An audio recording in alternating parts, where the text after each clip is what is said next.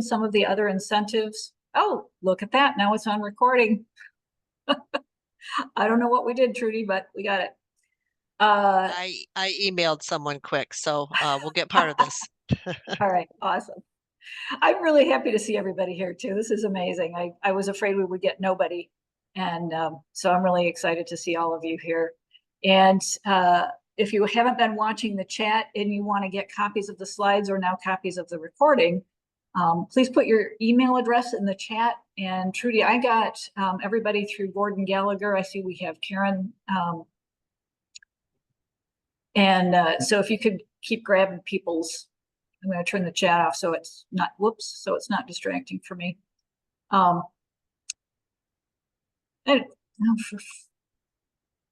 Okay, so many of you, I think, are familiar with the old Brownfield TIF. You know, the old school traditional Brownfield is a contaminated site.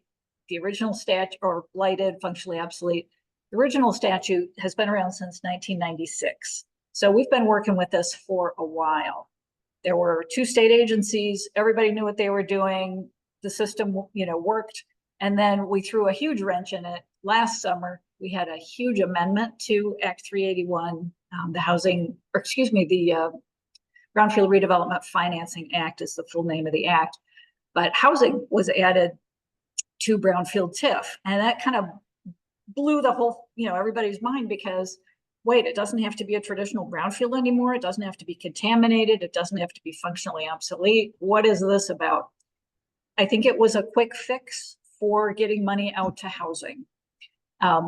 Previously, Eagle and MEDC would approve state taxes, and we'll go into what the difference is between state and local TIF is in a minute.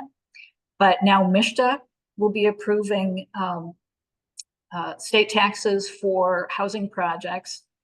And really, the statute change focuses on a much higher level of income than what MSHDA is used to dealing with.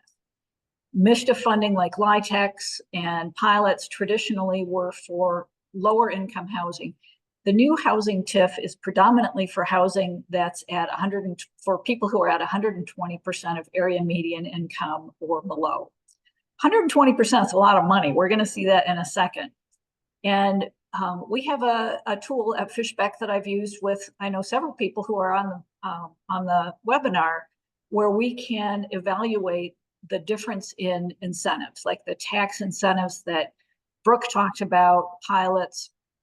And housing TIF is typically the best deal for most projects if you have a local brownfield authority. If you don't have a brownfield authority, then we're looking at the tax abatements and pilots. Trudy, can you go to the next one, please? So, of course, with new statute, there's all kinds of new jargon that you have to learn. Area median income is the biggest one. I don't actually even refer to all of these in the slide presentation, but these are different acronyms that you're going to see as you're looking at tax increment financing for housing. I also want to point out on this slide, I decided, Brooke and Yarrow had these great big, deep, broad kind of examples of housing needs regionally. I'm looking at Newaygo County in this presentation. I wanted to really focus in on one county, one rural county, and talk just about the housing situation in that county, because it's fairly representative of most of rural counties. So keep an eye on the pictures that I have in here. These are homes that are for sale right now. I did this yesterday. I put these homes in here. So these are for sale as of yesterday.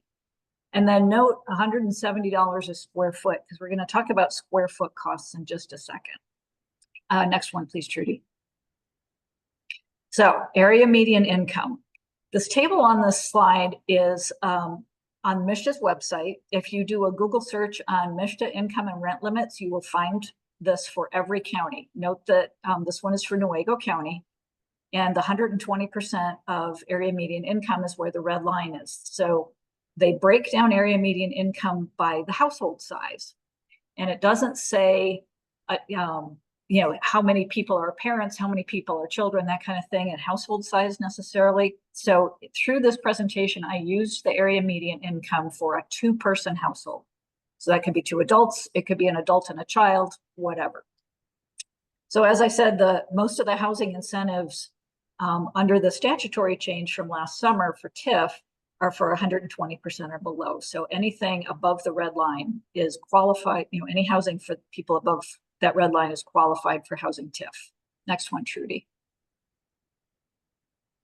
So if you haven't looked for a job lately, you may have no idea what people get paid. And so I add this slide every time I do this presentation. Here's what local jobs look like. So the area median income in the previous slide was like $70-some thousand. So you're looking at perhaps 2 adults, the agricultural parts salesperson and the legal secretary together would make about the area median income. A construction worker at the higher end is around the area median income. An accountant. Also note that a lot of these people have to have a degree. So, the example I use frequently, if you've heard me do this presentation before, is this is not the slacker kid who works in the weed store. These are people with good jobs, professional jobs, white collar, pink collar, retail, higher end retail jobs, construction. So, this is the people who make up the fabric of our communities. This is the core of our communities. And of course, the usual example is the teacher, the firefighter, the police officer. So public servants are absolutely in this group as well. I also want to point out on this slide, the Pine Lake Village apartments shown. This is the only rental unit in all of Newaygo County right now that's not low income. There were a couple of low income units, but for a middle income person, such as the ones listed on this slide, there is one rental in the entire county, and this is it. Trudy, next one, please. So, as I said, these are the people who are sort of the heart and soul of our communities. This is first-time home buyers, people with young kids. They're paying for childcare. They're paying for car payments. They're paying for school debt. And you want these people in your community.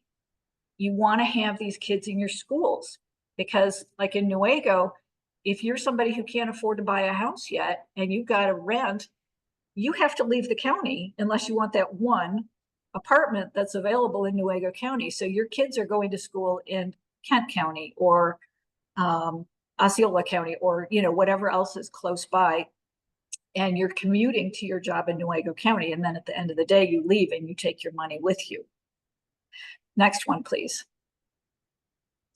So the AMI for the family of 2, 63,700. When you look at what banks and MSHDA typically use for affordability, it's about 30% of your gross. So in this case, that's about $1,600 a month. So that one apartment that's available is well below that amount at $1,100. But if you were looking for a house, that means your house payment needs to be about $1,600 a month. You're looking at a $210,000 house, exactly the house that's in this picture, if you have a $25,000 down payment. Good luck saving 25 grand when you have student debt, a car payment, and kids in daycare. But get help from mom and dad, like I did, like most of us did. So, this is the kind of house you're looking at.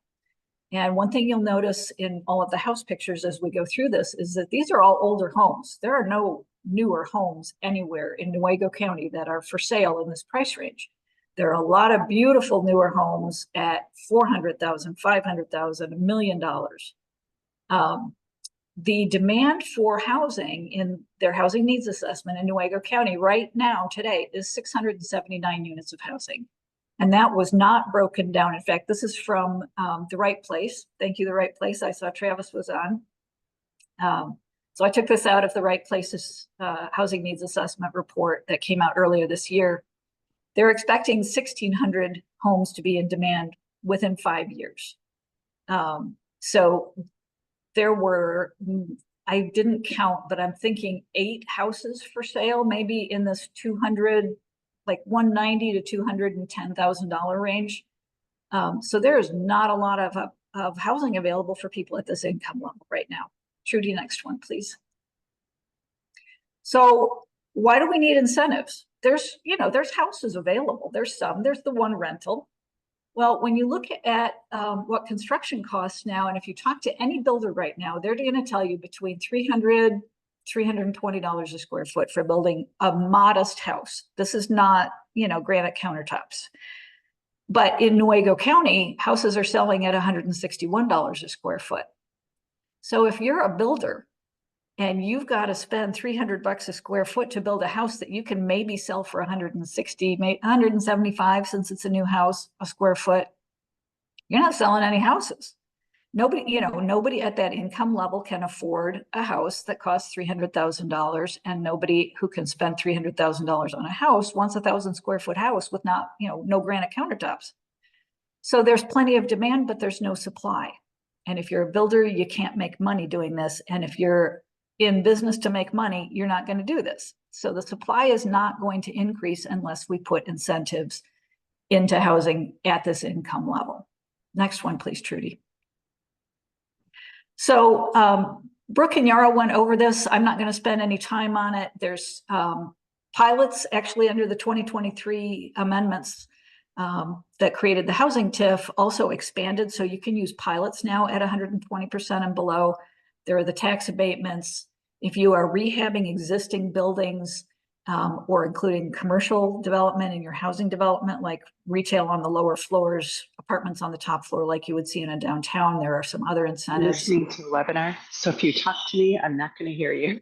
Mute, please. Whoever is talking, everybody, please make sure you're muted. So go on, Trudy, to the next one. So Brownfield TIF, for those of you who may not be familiar with how TIF works, TIF is the difference between the old taxes and the new taxes.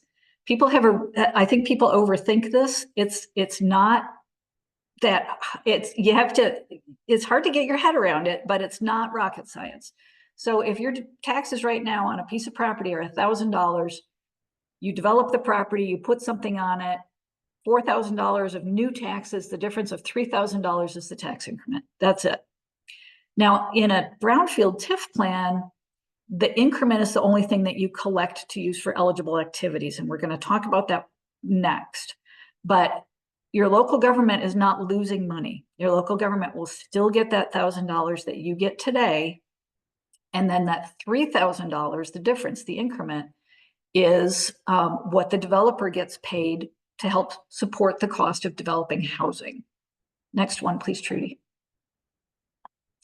So traditional brownfields, like I said earlier, is property that's contaminated, it's functionally obsolete, it's blighted, it's horrible, it's a gas station, but now any property under the new statute, any property that will be used for housing is an eligible brownfield property.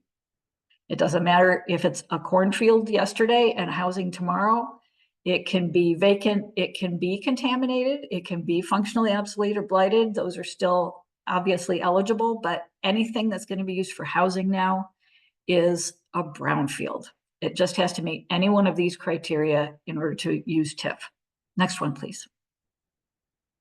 So the second thing, when I'm looking at a brownfield project, and I want to clarify that I work both for developers and for local units of government. And so I'm occasionally wearing both hats, and I'm trying to wear both of them today. So I'm looking at, first of all, if I'm going to do a brownfield plan for you, is your property eligible? Is it one of those things in the previous slide? Second, do you have eligible activities? So for housing, as long as you have a county or a community with an identified housing need that's in the statute, then we can reimburse the housing developer for anything in any of these bullets. One thing I want to point out on the first one is that I've noted there's no income limit on residents. So we've been talking about this 120% or below area median income. In theory, if your brownfield authority would be willing to approve it, you could build a neighborhood of $1 million houses and pay for their infrastructure with brownfield TIF. Good luck finding the brownfield authority that would approve infrastructure for a neighborhood of $1 million houses, but it is theoretically possible. So environmental infrastructure, site prep and demolition, there is no upper income limit. This isn't subject to the 120%. The reality of it probably is not going to be people who are building $1 million houses, but that the developer says, yeah, I'm building for people at 120% or below, but I don't want to do all the the tracking of people's incomes.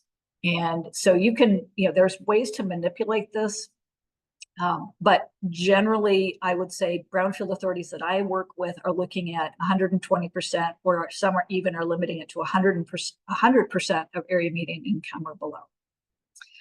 So I'm going to zip through the others and come back up to the construction financing gap. You can get, as a developer, you can rehab a building and get paid for your rehab costs, provided you keep the income levels at 120% or below. If you already own an apartment building or multifamily housing, you have tenants, and they are income qualified, which is 120% or below, then you can actually pay for their relocation costs for up to a year. You can acquire obsolete rental units or some kind of blighted building. Old schools, I know I'm looking at some old school buildings for rehab as housing. So you could acquire an old school building or school administration building. You can get interest on your loans for any eligible activity, which are all listed here. And then the construction financing gap, this is the most squirrely thing to try and figure out. So in a traditional brownfield project, you could say, I have I have $10,000 for my phase 1 and phase 2 environmental site assessment. I have $200,000 for demolition. I have $1 million for infrastructure, and you can provide receipts for all of those things. You can show how much you spent. The construction financing gap is a woo-woo number out in the stratosphere that is negotiated. So MSHDA has provided a formula for the potential rent loss, PRL. That's one of those acronyms that I listed at the beginning of the presentation. Potential rent loss formula that MSHDA provides is very, very generous. And most communities' taxes are not high enough to pay for the entire amount of a construction financing gap, according to MSHDA's potential rent loss numbers. So the reality is that the financing gap is limited to how much tax revenues you have. So the the construction financing gap is sort of, the developer comes in and says, well, I need $1 million to make this project work. And the Brownfield Authority says, okay, show me. And the developer shows them using a pro forma. And based on that pro forma, the Brownfield Authority can say, okay, we believe you, $1 million, here you go. So there's no receipt. The developer shows a pro forma at the beginning, shows how their numbers are going to work. The bank verifies that, but there's no receipt at the end to say, okay, I really did need $1 million. So this one is a hard one for Brownfield authorities to get their heads around, because it's a real leap of faith. Trudy, please go on to the next one. So in a brownfield plan, the money that you are collecting that you then provide to a developer, that tax increment we talked about at the beginning, is property taxes. So property taxes include 3 different taxes generally. There's the local property tax, which includes the county. If you're in the city of Newaygo, which is what I've used in this table, in the city of Newaygo, you get your city operating, your county operating. You have parks, you have libraries, you have public safety, fire trucks, whatever, at community college, in some cases, the intermediate school district. So the local taxes in the city of Newaygo totals 38.7254 mils. And then every property owner, if you own a house, if you own a commercial business, everybody pays another 6 mils, and that goes to the state for the state education fund. Then if you own commercial property, or if you have a house that is not your homestead, then you pay another 18 mils. So you're looking at a total of 24 mils of state taxes, and in Newaygo's case, 38.7254 of local taxes. So the total mils that's available for capture is 62.7524. Now remember, because this is the increment, you're getting that 62 mils on the increment of change between the old taxes and the new taxes. You're not getting all the taxes. There is an exception to that if the property is untaxed currently, like if it's owned by the city sells it to somebody, their tax Their baseline taxes are 0. So all the taxes in that case are on the table. Again, you're not getting less. No community is going to get less money than they get now. Nobody's giving up, this money's not coming out of the schools. And this is the biggest, like I said, people have a hard time wrapping their heads around this. But what about the kids in our schools? Most schools are under formula, and that's based on the number of bodies in the school on count day. So the schools are not getting less money. The community is not getting less money. Your tax revenues will be the same, the baseline amount, through the duration of the TIF plan. So inflation will hit, you'll take a hit on inflation. But once the developer's costs are paid off, then you get the entire increased amount of the taxes. So there is definitely a local commitment to this. You're not putting in anything, but you are not getting less other than inflation loss. Trudy, the next one, please. So I wanted to do a little bit, like I said, a deeper dive into a real world example. So this is a mythical piece of property in Newaygo County. And a developer comes to me as a consultant and says, I want to build something on my 5 acres of vacant land. My 5 acres of vacant land right now has a taxable value of $50,000, and the taxes are $34.77 a year. So that's our baseline. That's the amount that the local government will always get regardless. So my developer wants to build 100 townhouses for residents who are at or below 120% of AMI. After he builds these townhouses, the taxable value goes up to $5 million. And their taxes after that are going to go up to $332,684. So that's a huge jump. So their tax increment is almost $330,000. They have $3 million in eligible costs. It's their infrastructure, their site prep, and then they can show a financing gap, that sort of nebulous number of, I need this much money to make my project work. So a developer comes to me with this information and says, what's the right incentive for me to use? Next one, please, Trudy. So I have a spreadsheet. I don't do math, but I do spreadsheets. So what I would do for this developer is put all their numbers into my spreadsheet. And as you can see on this table, the tax increment financing on the top row is going to be the best bang for the buck in this case. They're going to be able to get their full $3 million back, shortest period of time, 9.5 years. And that's their tax increment, the $324,000. What I did when I mentioned just on the last slide that their tax increment was about $330,000, there is a state fee that comes out of tax increment in a brownfield plan. And so I've reduced this number by the state's fee. So in this case, way better, almost, well, more than double, almost triple a tax abatement. So you get way better return on a TIF plan than you do on a tax abatement. Payment in lieu of taxes, just to kind of compare apples to apples with the tax abatement, I did a pilot for 12 years at 10%. So that number is very negotiable. A pilot may work as well as a TIF plan, but in this case, just for the purposes of illustration, in a 12-year time period, using the numbers that I used, which I made up out of my head, it comes in a little bit less than the tax increment financing. So almost every time I've run this spreadsheet with people with their project details, TIF comes out the best bet. It's best bang for the buck. Trudy, the next one, please. So if I am looking at brownfield TIF for my mythical client who's building in Newaygo County, first I'm going to say, Newaygo County, do you have a brownfield authority, or does the municipality where this property is located have a brownfield authority? If you don't have a brownfield authority, the community could create one. We've had a couple of examples where a community has done a brownfield, created a new brownfield authority for a one-off project, and then they never meet again. Honestly, the hassle factor is high. I would look at pilot or a tax abatement if somebody didn't have a brownfield authority. Or you'd have to have a lot of political influence to say, gee, can you create a brownfield authority for my project, please? So typically the developer comes to the brownfield authority and proposes their project. You don't come in cold and say, here's my brownfield plan, please approve it.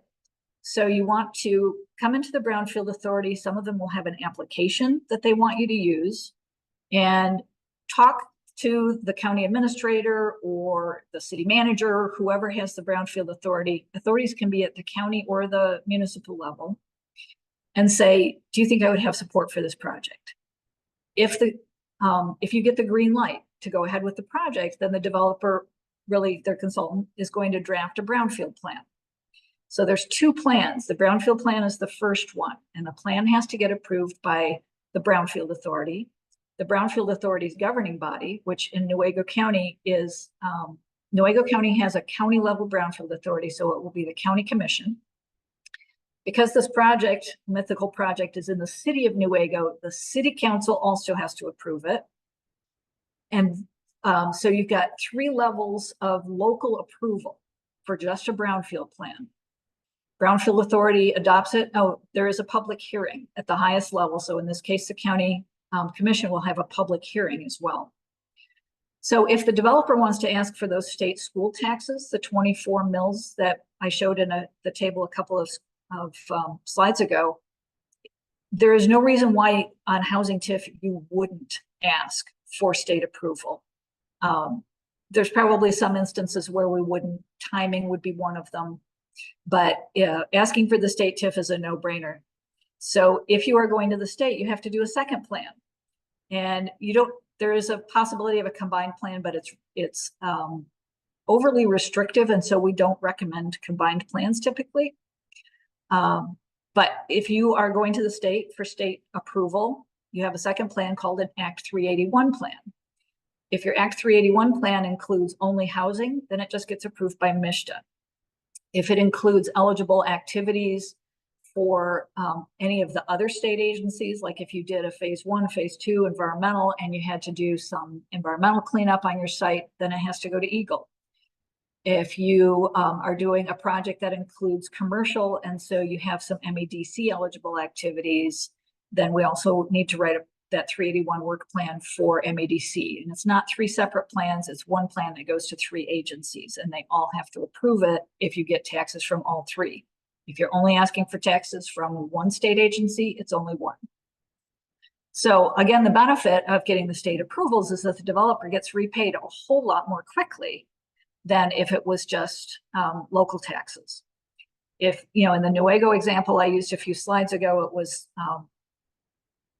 30-something, 40-something local tax mills, and then 18 state school taxes and 6 additional mills of state school taxes. So you would have 24 mills extra by going for the state approval.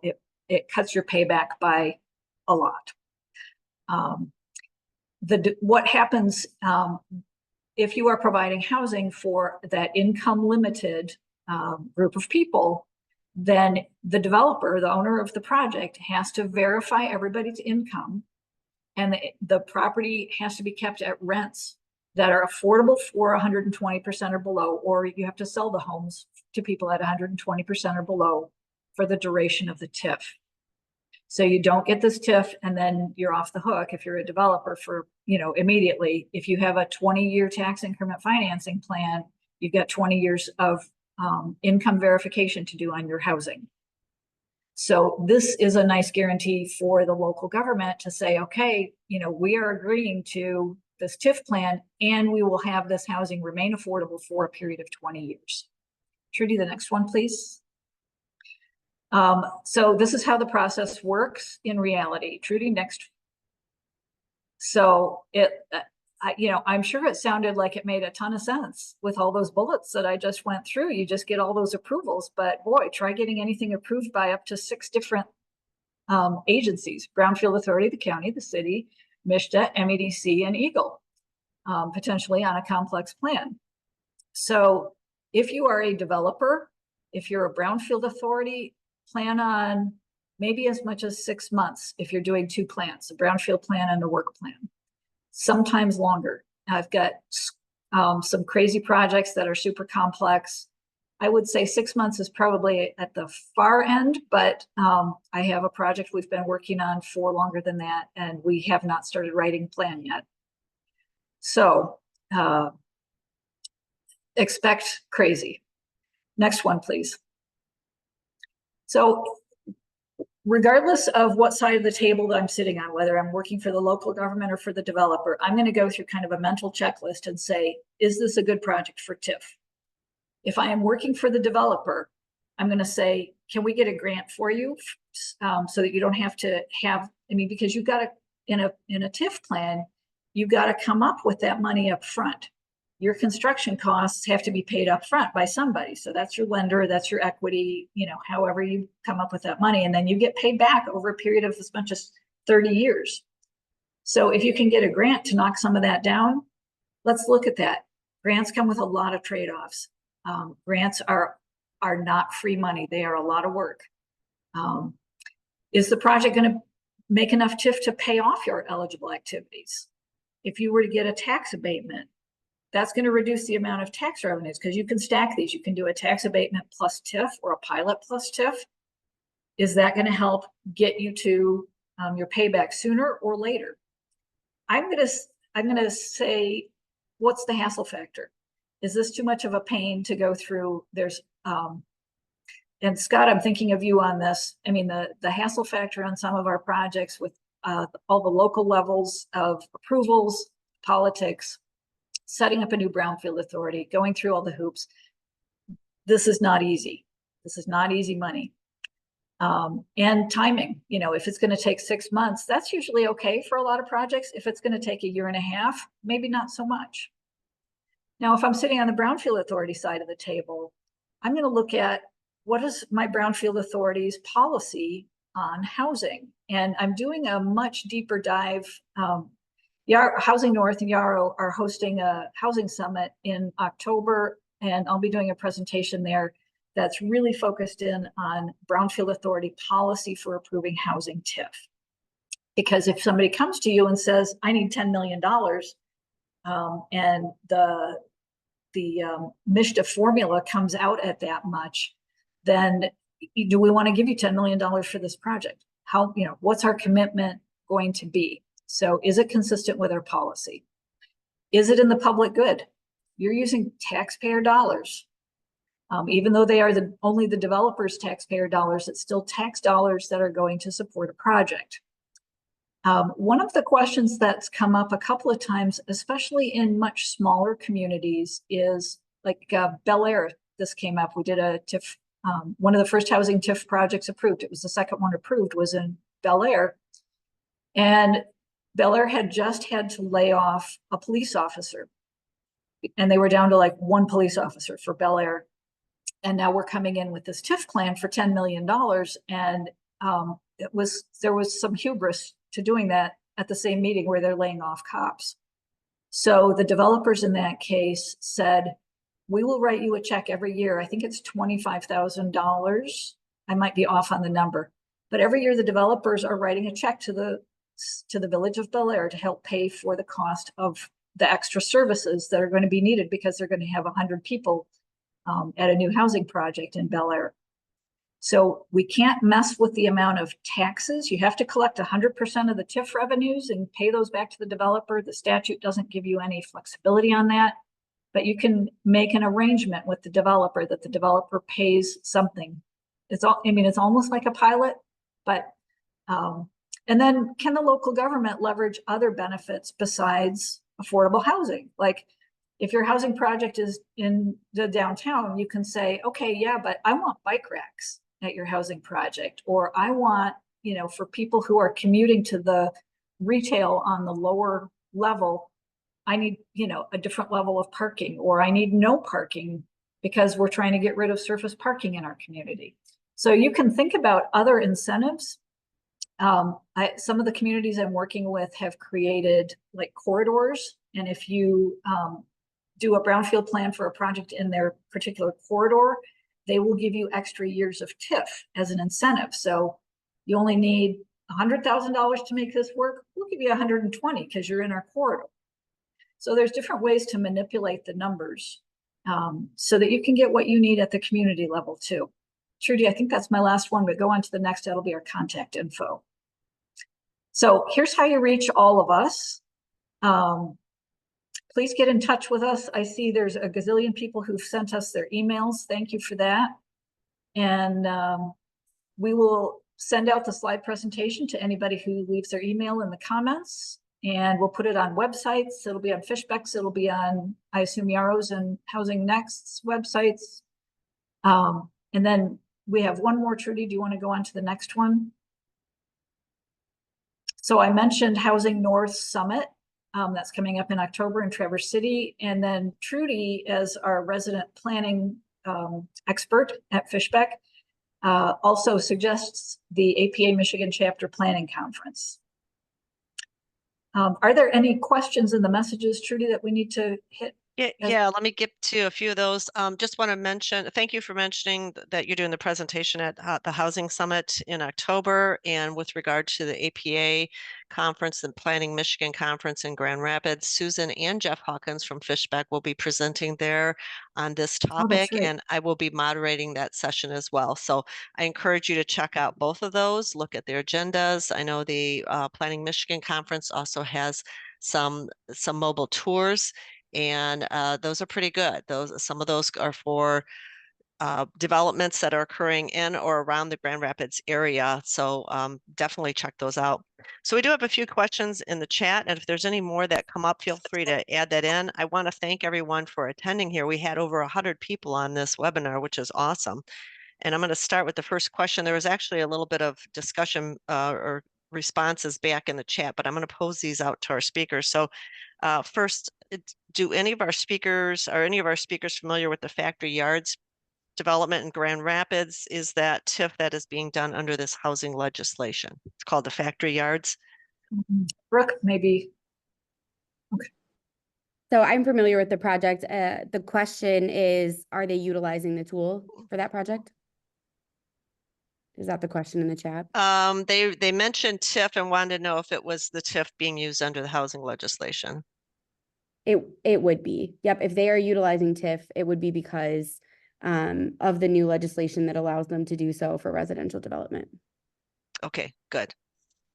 Brooke, since you're on right now, here's a question for you. In the Upper Peninsula, Marquette County, we don't have many nonprofit housing developers. How important are your land banks for public-private partnerships? And can you give an example of any recent projects where the land bank was a key partner in a housing project?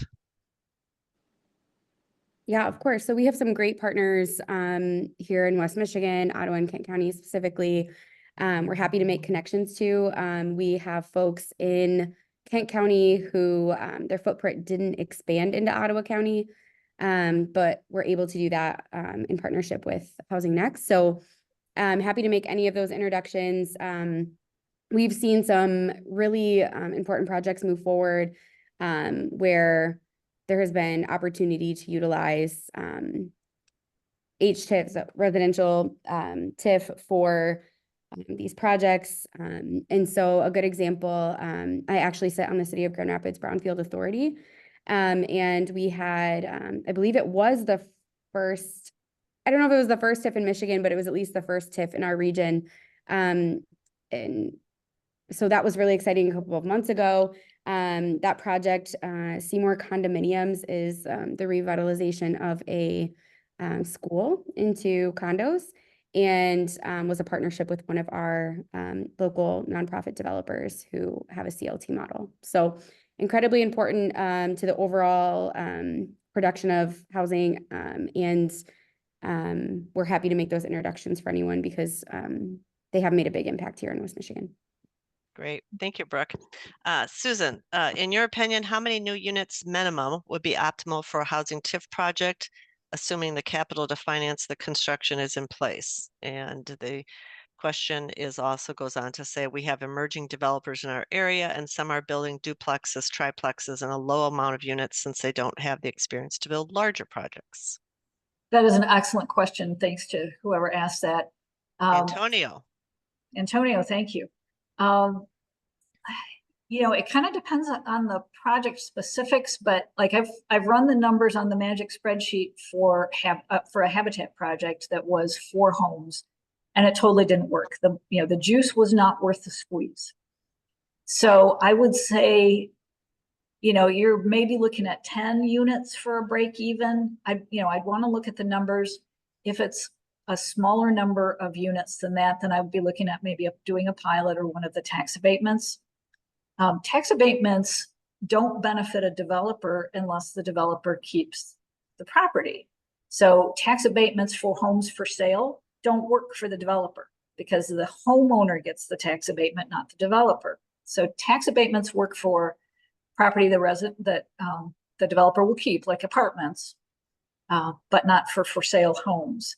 For sale homes are tough sledding to meet the numbers on. And so when I'm doing that calculation of how many homes minimum, I'm also going to look at, are these for sale or for rent? Because rentals will have that 18 mils of the state taxes.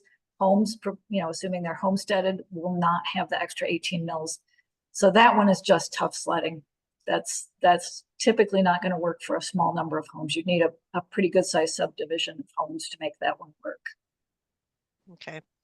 Yarrow, I'm going to pose this next one to you, and then maybe Susan or Brooke also want to chime in on it. It's one that I think refers back to a project that we had tried in Leelanau County.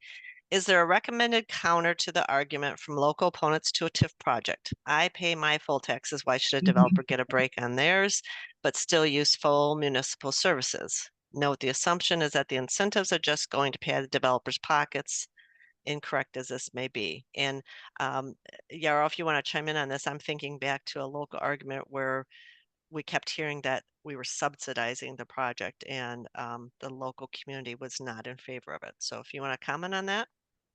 Yeah, I mean, this is a tough question. I guess I try to remind people that it's future tax dollars and it's not necessarily your tax dollars. And without that project happening, you wouldn't be seeing that housing or those people and that benefit, to your community. So it is a long-term game, but it is I think a commitment of a unit of government to really investigate that and see the long-term benefit to the community.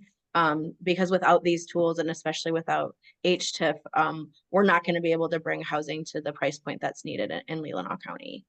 So maybe you want to speak a little bit more about that project. I mean, I think for us in rural communities, getting ahead of the project before it breaks ground will be really important too, because I think that can be a barrier to ask for the TIF a little bit after the fact, which I think was some of the issue in that project. One of the things I can do in a brownfield plan to address that is to show that this is getting passed on to the renter. I mean, I can take the numbers and say, this is a $200 a month rent subsidy to every resident who's in an income controlled unit. So it looks a little bit less like it's going into the developer's pocket. Because if it's $1 million subsidy, X period, 20 years, here's what it equates to in terms of the rent reduction per month. Without this TIF, the rents would be $2,000. With this TIF, it's $1,700. Susan, do you maybe want to also mention kind of what happened in the Bel Air project where, if there is some concern about essential services, not being covered or being, taken away with this project, what some things a developer can do to negotiate? Yeah, well, we talked about the payment. Brooke, did you want to chime in on the rent thing before I start yammering again?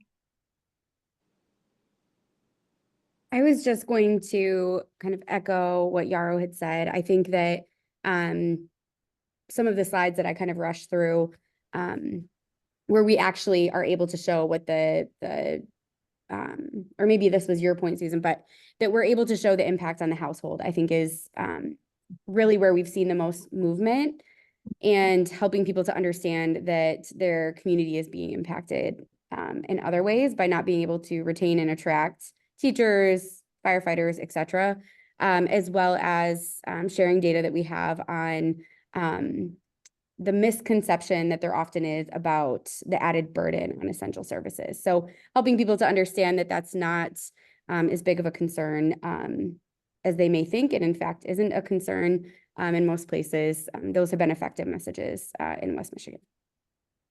And I'd like to just add on to, I think Yarrow was alluding to it, the project that we had tried years ago when I was back with Leelanau County. It was a small project, a relatively small ask, but what happened is the developer started the process and had to go through a site plan review with the local community, got that approval, and at the time was not thinking of a brownfield plan, but later, once we actually hit COVID and they came out of COVID and prices soared, they realized that they were in kind of a pickle and they had already started the project. So that's when they went back to the community and tried to do a brownfield plan. And the timing was not good. Part of the argument was that they should have asked for it up front when they were going through the site plan review process as well. And they felt the community did not get a true story of what was needed on that. So that's just maybe a little bit of an experience I can share with you. That's if you have anyone that's going through that process, needing to get planning and zoning approvals and so forth, get those and get the brownfield plan going at the same time so that you're not caught in that kind of a situation. Susan, I think this one might be for you. What if a tenant meets income limit, but later their annual income increases beyond that limit? Do they need to leave their housing? Does the brownfield TIF cease? What happens in that type of situation? MISTA has not given us a super clear answer yet on that. And MISTA, MEDC and Eagle are doing a webinar of their own tomorrow, and MISTA is releasing a new FAQ or an updated FAQ, which I hope will respond to that and how often developers have to check income levels. If you are selling a unit to somebody, once it's sold, it's sold. You know, there's no going back on that. The brownfield TIF doesn't the brownfield TIF doesn't end because it's been sold and somebody's income goes up. With rents, the rumor that I've been hearing, and somebody may have more current information than I have about this, was that you check the income when the people move in. It has to be below 120% then. And if they get a raise, they don't have to leave their unit just because they've gone over 120. So it's only on the initial move-in of a rental unit that you would check the incomes, and then you're done. So they can make more money. The TIF is still available. Somebody gets married and their partner moves in with them, so their income goes up. They don't have to move out of their unit. So that's what I'm hoping to see from MISTA tomorrow. But so that's my understanding right now. I want to go up to Trudy to the question from Kate from Mason County. Kate, I think you're referring to the magic spreadsheet where I compare all the incentives. I'm afraid that one is a Fishbeck product that is proprietary, so I can't share it with you. I can show you the outcome, but I'm not going to share the math. Sorry. There were a few questions about some links in here on gap analysis and so forth. There were some responses. So for anyone who's on the line that's looking for that, there were some responses regarding Housing North's website and some MISTA data as well. I'd like to ask each of you, if you're a community that just doesn't know where to get started, would like to incentivize additional housing in your community, but you're not sure what you need or where to exactly to get started before a developer comes to you, what should they do? What would be your advice to them to get going on this?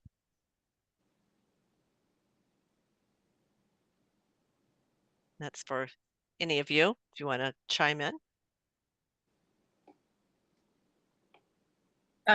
Oops, sorry, I'll chime in here. I'll turn on my camera. I mean, I think the first step is to really get to know that unit of government and getting to know where they are and how comfortable they are with that tool. That's where I would start. But Susan, I don't know if you have any thoughts on that, but I think that, really making sure, first of all, your project can happen, I guess, in that specific, which is kind of a no-brainer for developers, but then, getting a pulse on what projects have been done maybe in that community that have used the tool and if they have a policy in place. And what about the community? What if the community is not yet ready? Where would you suggest they start? I think they would start by looking at their data and trying to, develop a policy and practice to be able to use that tool. And work with Housing North or Housing Next on that. And Fishbeck. And Fishbeck, I guess, yeah. There's a lot of people who can help, I guess, but I think, yeah, getting started with understanding the numbers and the need.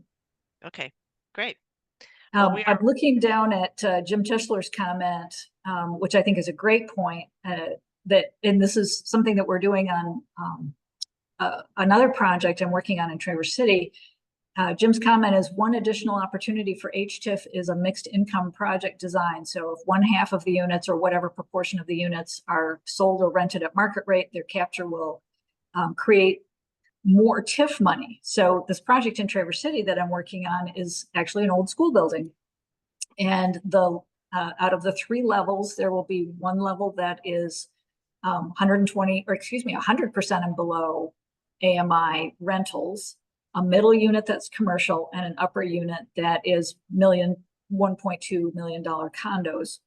And so we'll have, we can use the housing TIF on the lowest level to create the rental units, but the taxes from the upper 2, the commercial and the $1 million condos will help subsidize the TIF for the lowest level. So thanks for bringing that up, Jim. Great, thank you. Yes, thanks, Jim. I've been reading down on those comments, and that's very interesting. And Travis asked for an example, so there's your example, Travis. Call me if you want to talk about it. Okay, we're winding down on our time. You have in the slides the contact information for all of our presenters. So if you have additional questions when we sign off here today, please be sure to reach out to them. Or if you want information on how to get started in your community, or if you're a developer and you need information on how to get started, please reach out. And before we sign off here, I just want to say again, thanks to everyone who participated. I think this was a great session. And to our presenters, do you have any final comments, anything that maybe you didn't get to say during the presentation that you want to make sure we say before we sign off? Trudy, the only thing that I would just say is I think Jim had some questions about a future webinar we might consider, and I think we might have a part 2 diving in a little deeper to the project, but just wanted to see what Fishbeck's take is on that. We'd be happy to either repeat this one or do a more deep dive into tools. Absolutely. Happy to. And then come to the housing summit, right? Or the APA Yeah, conference. definitely come to the housing summit. Right. Yeah, I mean, we And can keep doing webinars for people, sure. And if there's some specific things that you're looking for in a deeper dive, feel free to email us that so we can make sure that we take care of that in the second part. Yeah. Oh, Antonio just suggested a case study. That's a good idea. Right. And to my knowledge, we've only had, and I haven't caught up on this lately, but as far as I know, only 2 brownfield plans have been approved by MISTA so far. Brooke or Yarrow, have you heard of any more? So Fishbeck worked on both of them. One of them was in Petoskey, and one was the one I mentioned in Bel Air. So yeah, they're going to get flooded. The floodgates have opened. I'm working on way more than the 2 that have been approved, and I know lots of other people are too. So there will be a lot of projects, and this is such a great tool to get housing built. I think we're going to see a lot more. So yeah, definitely. I see people are leaving comments about questions. So thank you all for sticking with us, folks.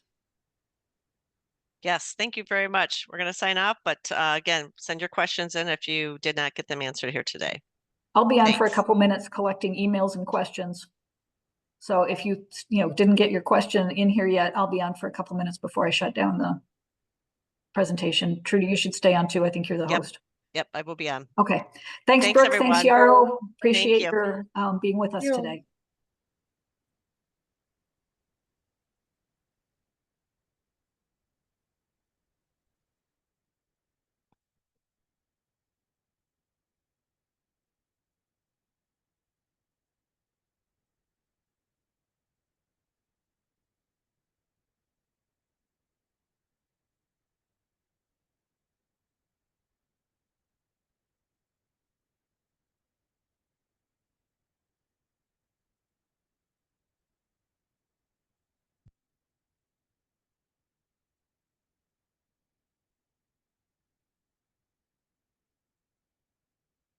Susan, I have a question. Can you hear me? I can hear you. I'm not sure if Susan's still on. Yep, I'm still here. Yeah, was that lovely. Alex? Yes, Hey, Alex. hi. I was just confused by that scenario Jim put out there of some of the units being market rate and that their tax capture allowing for a deeper subsidy on the other units.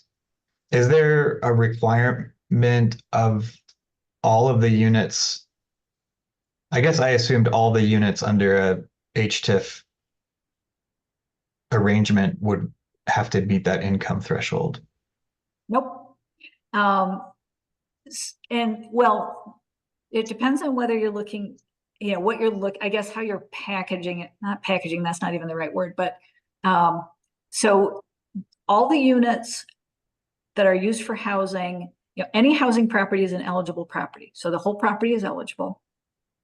And Jim's unmuted and gonna chime in too. And Debbie, I see you're still on as well. Yes, I am aware of that. And that's why I'm trying to get a brownfield plan finished before November 1st. I would love to talk to you about it.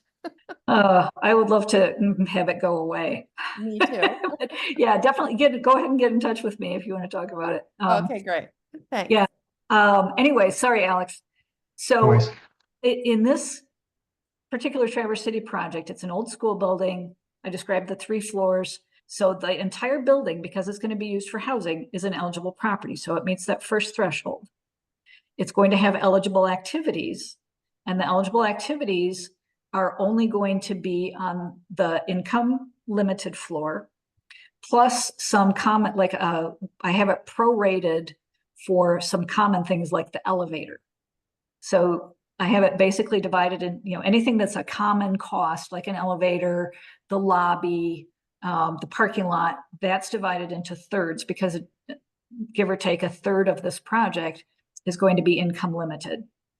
So the eligible activities are what we can spend TIF on. But because the entire building is actually going to be condoized, and so everybody in the building pays taxes, the entire property and all the taxes that accumulate from the property are TIFable, and they can go to reimburse the developer. But the only eligible costs are the ones that benefit the 120% or below, other than infrastructure and demo. Those are not limited to 120% or below. In this case, it's Traverse City. Traverse City's BR, or Grand Traverse County's BRA, limits housing TIF to housing for 100% or below. So they don't even go up to 120, they only go up to 100. So we're doing TIF for 1 floor plus a little bit of shared space for people at 100% or below. But we can collect the taxes from all the stories because the entire property is housing qualified. Under the statute, in order to be housing qualified, it only has to have 1 unit of housing. Let me supplement what Susan said. She's right on point. So you have to understand the interplay between eligible property and eligible activities. An eligible property under the Act is a subject parcel defined appropriately and any and all contiguous or adjacent properties which would comprise a project.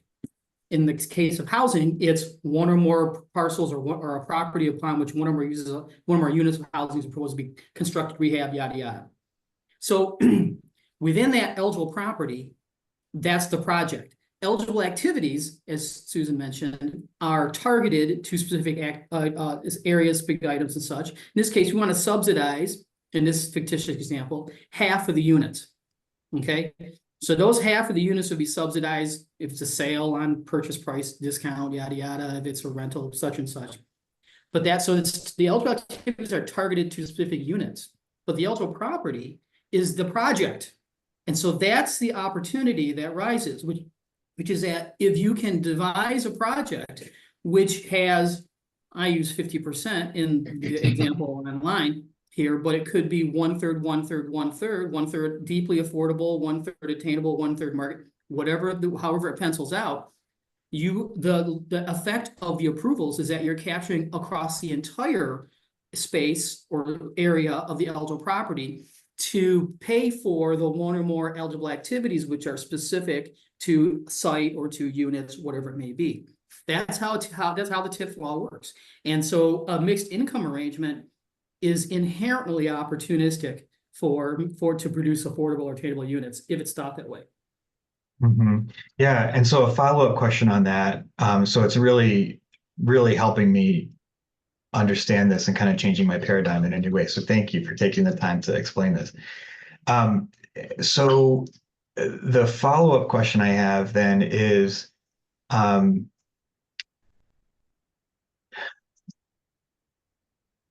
because some of the eligible activities that are, let's say, demo and infrastructure related are not required to have the income limits, are you sort of not required to prorate that portion so that you can kind of expand the eligible activities amount to include all of the portion of those kind of infrastructure and demo activities? I forget all the, the ones. And then you kind of prorate the other portions of eligible activities that are, like maybe it's all of the floors of the units that are affordable, but then, the common areas and other things or whatever are prorated across all the I see buildings. you're getting at here. I would flip it. The way that almost all projects that I'm familiar with are done, inclusive of Trudy and Susan's projects with Fishbeck and their clients, is that you look at the tax capture almost as a singular bucket. Right. On this project, upon which there's going to be X units constructed over the course of 30 years, prospectively, there's going to be X amount at build out, and after that, there will be X amount of taxes captured off the new investment you made. Now, that then gets funneled into the roster of the eligible activities, which is going to be area wide. Perhaps there's going to be infrastructure needs for this entire project, but then there's going to be specific subsidy for the 50% of the units that are in the project. So you can think of it more as not so much think of it as more as an apportioned approach. In other words, here's the bucket, and the captured revenues are going to reimburse these total costs all across the site and these specific costs, and in total, that will equal X amount of money over X years. It's effectively a cap on the capture over time. It's like we will recapture up to that amount. You theoretically Over a have the period of legal time. capture of 30 years across all the new value on the property, whatever that calculative total would be. Okay. That's rare. Most projects are going to be, as Susan showed in the presentation, somewhere between 9 to 15 years in total time. They may go longer than that, but point being is that you're going to run almost like a debt service schedule on those costs being paid, being reimbursed, however they're fronted internally or externally. And as that total amount gets winnowed down by capture taxes paying, however it's paying, at a certain point in time, you'll get to zero. And at that point, Right. the plan ends. Yeah. Got And it. Alex, the prorating is not required. That's not in the statute. Correct, right. This is Grand Traverse County saying, we will not pay 100% of the expenses for residents that are buying $1 million condos. Oh, I see. That's really up to the local authority to determine the how that local all shakes out. Yep, exactly. And if I'm wearing my Brownfield Authority hat and somebody came to my Brownfield Authority with that project, I would say, yeah, we're going to prorate. We're not going to subsidize $1 million condos, but thanks for playing. Right. So, Which makes sense. Yep. And it seems like the approach in Traverse City is kind of a reasonable local application of that somewhat broad authority, right? They're kind of trying to be reasonable, it seems like. Yes. Yeah. And then, Traverse City, the housing demand is just ridiculous. And Grand Traverse, this is a Grand Traverse County policy and a Grand Traverse County authority. Yeah, right. So that applies across Grand Traverse County. The But, reason yeah, I Grand think Traverse, the reason Grand Traverse Brownfield Authority exists, I'm an old timer like Susan, is because they had issues from the get-go with the city back 20 some odd years ago, creating a city Brownfield Authority. So the county, they created a county authority.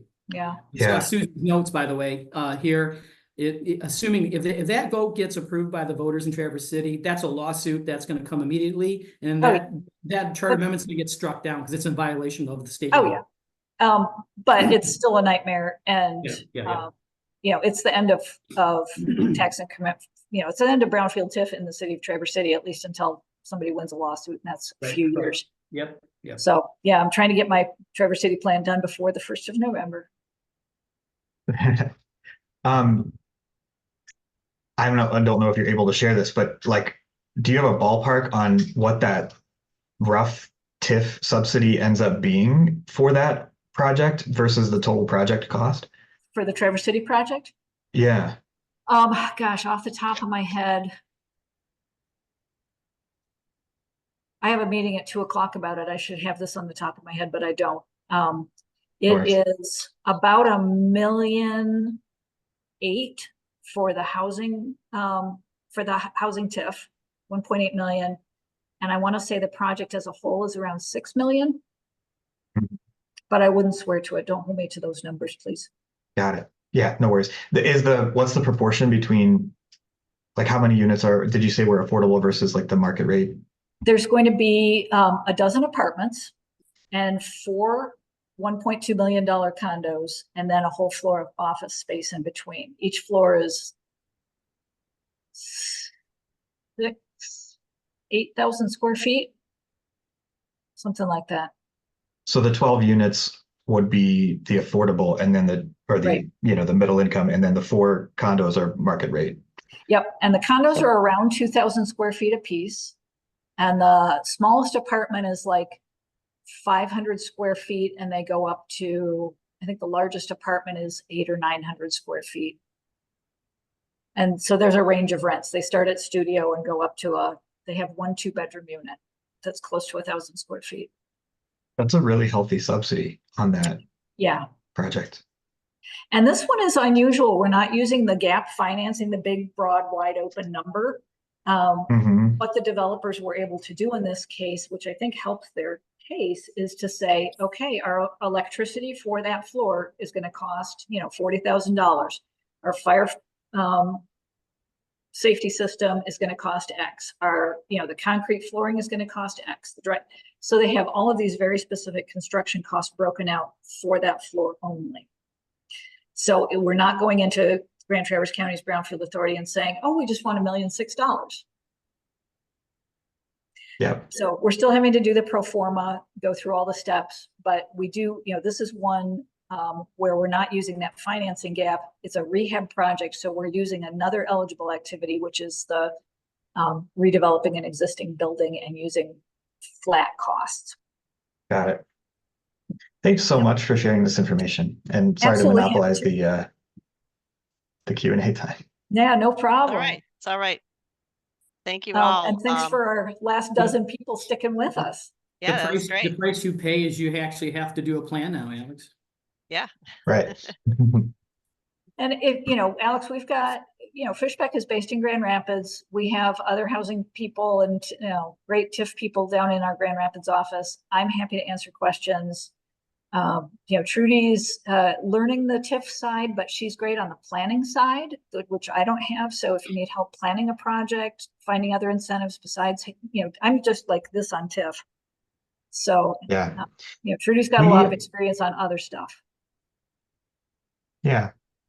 My organization doesn't do any housing development. We're more of a convening entity. So I'm interested in more like the policy lens and understanding how this changes the incentives and parameters for developers to just meet our broad housing challenges generally. So that's my questions about, like, what's the the makeup of the different units, and like, how does the subsidy work, and how can I'm interested in that from a policy perspective. Yeah.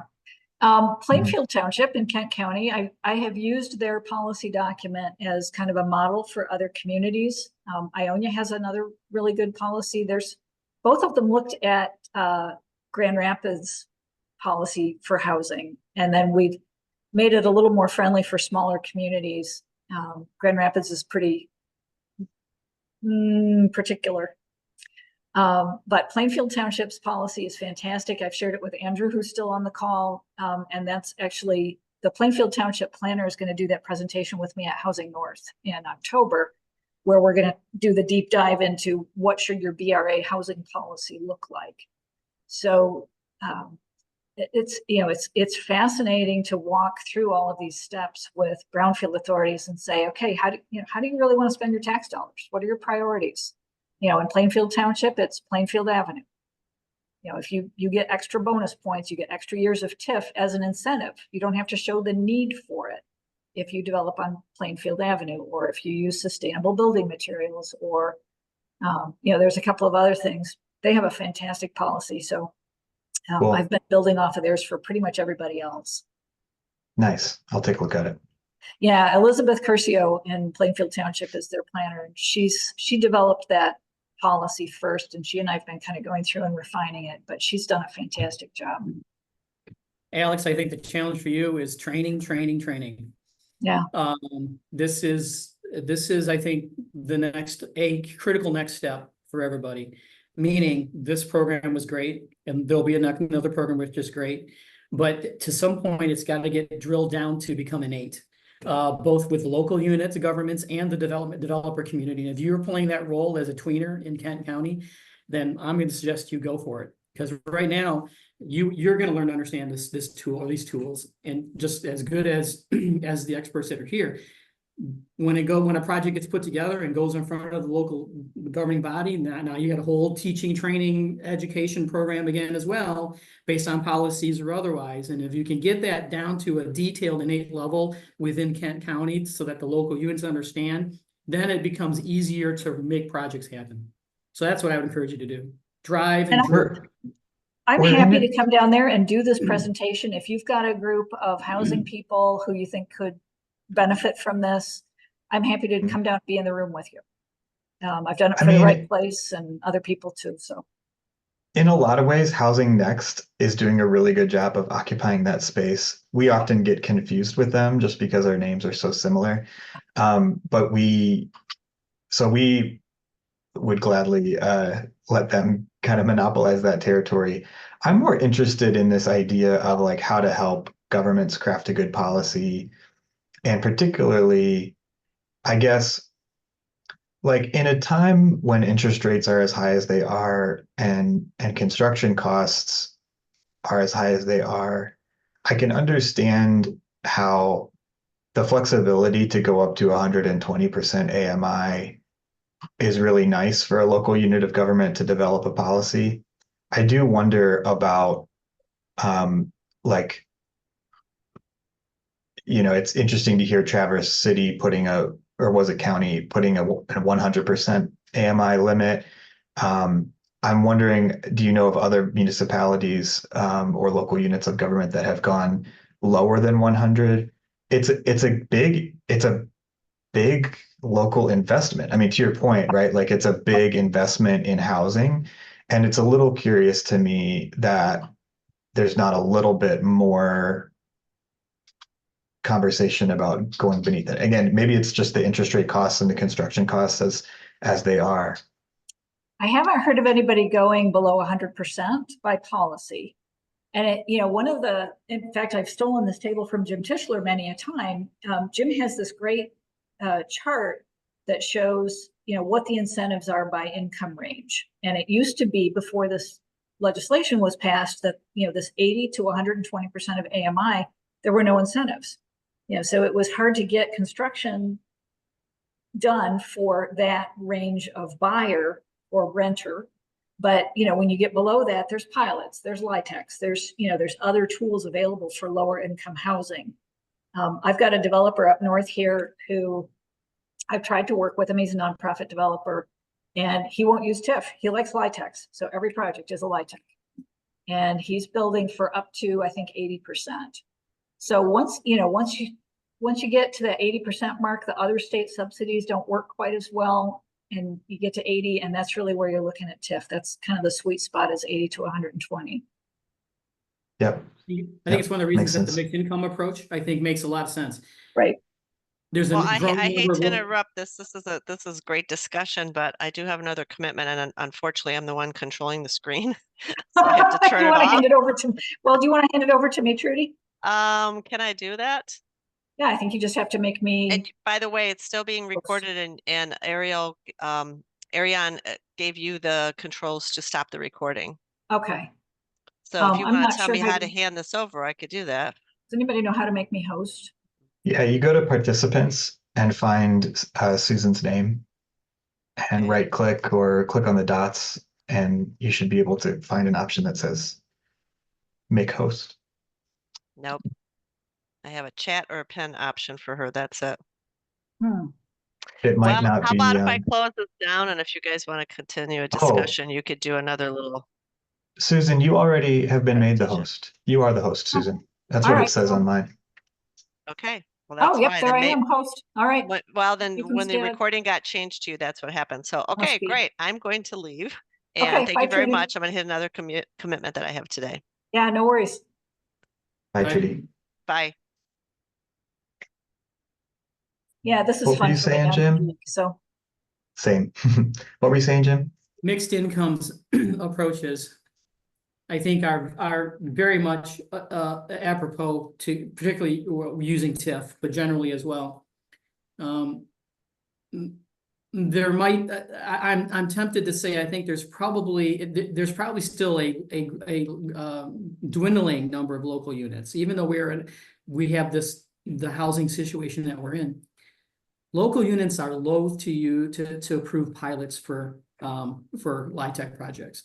And the reason for it is because they're giving up revenue for years, being decades. Okay, a 4% pilot or a 10% pilot is going to go for 15 years with a 15-year renewal. Excuse me, and they need that to get MISTA financing for those low-income housing tax credits projects. Now, of course, now pilots can be done without a MISTA project now. The issue though is the local units looking for long-term or looking for revenue. This is where TIF has an opportunity, because a TIF, after it's done, property goes back on the tax roll. Now, how do you cover the deeper subsidies for the units that you might cover with LIHTC? That's where mixed income capture, I think, makes a lot of sense. You could structure a project which might have 20% of the units at 60% or below AMI, and the other 80% are going to be market rate. Assuming you run the numbers and it calculates out, you probably are in a position where you can cover those 20% of the units in a project. Now, it's not 100% of the units in the project, okay? But two other benefits are happening. One is you're delivering units without having to do a pilot, if that's what's desired. Second, though, is that you're not delivering the pod of affordable households on a single project, which is another issue that is out in local communities, which is, whether it's true or not, the large thinking of everybody's concentrated in that project, all those households, that presents societal and practical issues for a community as well. So to the extent that you can have a mixed income structure across multiple units, that is more aligned with what the community or community structure could or should look like. So there's both, I think, planning and financial benefits behind taking a mixed income approach, and that can happen with TIF. Yeah. Where I worry a little bit is, and it sounds like this Traverse City project, your proposal or your application has been really well and thoughtfully crafted. I guess I worry, and maybe there's some guardrails that I'm not aware of that you all are aware of that would prevent this, but I think I would worry about just, how do I put this? It seems to me the deeper the affordability, like deeper affordability should warrant greater subsidy, right? And so I guess if I was like kind of inventing this policy from scratch, which I know that I'm not, like let's say you're going willingly to 100% AMI rather than 120% AMI, and that wasn't a requirement of their local policy. It's like I feel like there should be some schedule or something like that earns you more TIF credit or something like that. You know, it's like that's what Plainfield's policy does. Does it? Okay, so that's interesting. I really do need to read that. Yeah, they've done a fantastic job. Yeah, so like as a local policy, you can say, you know, the minimum TIF that you are eligible for, based on all the numbers that you've given us, is $100,000, just to use a small number. Right. But again, because you're on Plainfield Avenue, because you are doing housing for a lower than 100%, you just get extra gold stars. And so they'll give you an extra 5 years or an extra 2 years or whatever. They have this whole kind of schedule set out that and it's an incentive. It's above what you actually need to make your project work. So it's extra money that's sort of a reward for responding to their priorities. Yeah. I think it's a great setup. Yeah, it really is. And Yeah. they, they made a commitment. This went, all through city leadership, and the city said, or township of Plainfield said, we are so committed to attracting new housing that we are willing to give up more of our taxes than we are than the minimum.